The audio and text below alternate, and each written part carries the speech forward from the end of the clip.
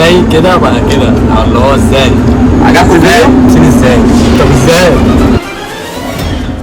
اديني ال10 الجديدة دي. معايا 55. بحبها. تاخد ايه؟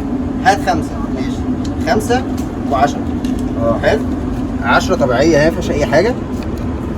والخمسة برضو نفس النظام. تمام؟ بص طيب أنا هسألك سؤال قبل ما أعمل فيها أي حاجة. ال10 أكبر ولا الخمسة؟ ال10 دي متعودين عليها من زمان. طب إيه رأيك لو ثبت لك عكس الكلام ده خالص؟ تلاقي إن الخمسة هي اللي أكبر من ال10. مستحيل. حاجة زي كده. مستحيل. طب بص خلينا نجرب. ال10 والخمسة الاثنين عاديين اهم، ما فيهمش أي حاجة. تمام؟ أهو. من ورا ومن قدام. تمام. بص انا هعمل ايه؟ هاخد الزيرو ده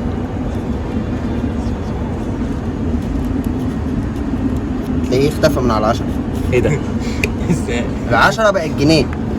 بص الخمسة يا اسطى ايه ده؟ طب فين الزيرو؟ بص تحت ايديا هنا انا هحطه في الخمسة عشان الخمسة تبقى 50 وتأكد منها. وريها للكاميرا برضو وتأكد. ده بمعنى طبعا بمعنى طبعا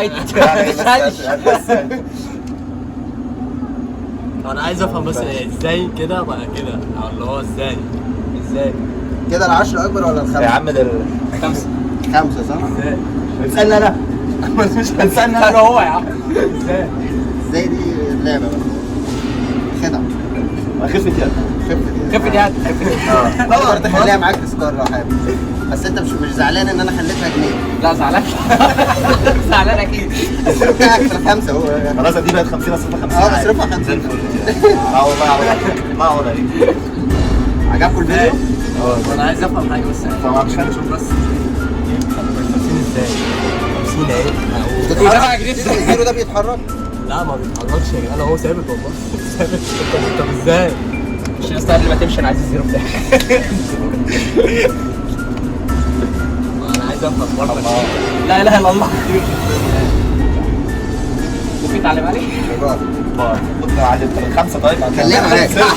لا لا لا لا مش هتتصرف. كنت على خليها معاك هتتصرف. تصرف 50 ولا 5